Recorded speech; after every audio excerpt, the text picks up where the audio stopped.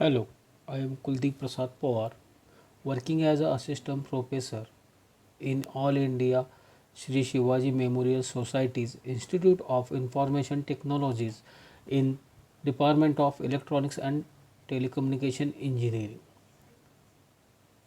Today I am going to discuss about the pulse and pulse modulation systems. Before that, we have to know about the definition of modulation.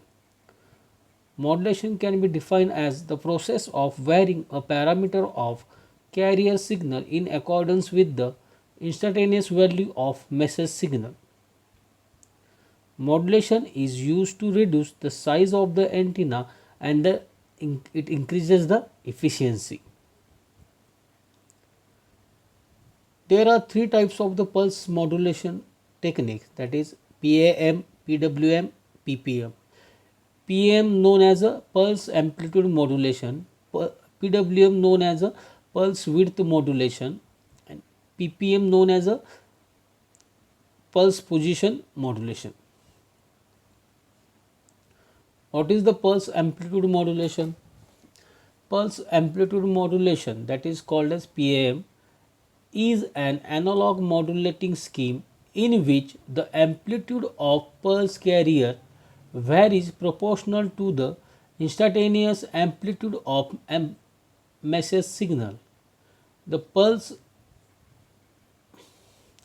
amplitude modulation is widely used in the baseband transmission of digital data. The block diagram or the generation of pulse amplitude modulation consists of low pass filter, multiplier and pulse train generator. The modulating signal x of t is applied to the low pass filter and the output of low pass filter is applied to the multiplier. Second input to the multiplier is from the pulse train generator.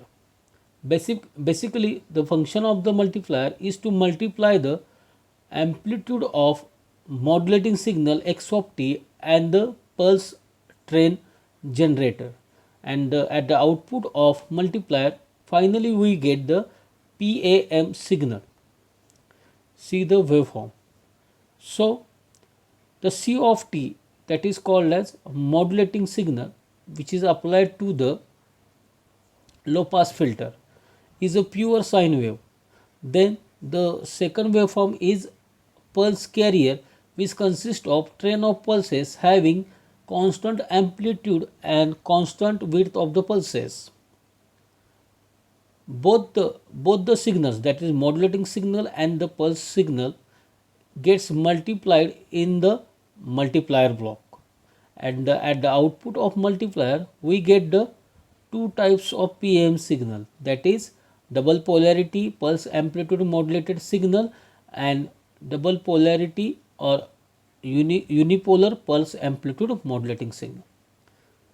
See that the waveform, the output waveform of PAM signal, that is the amplitude of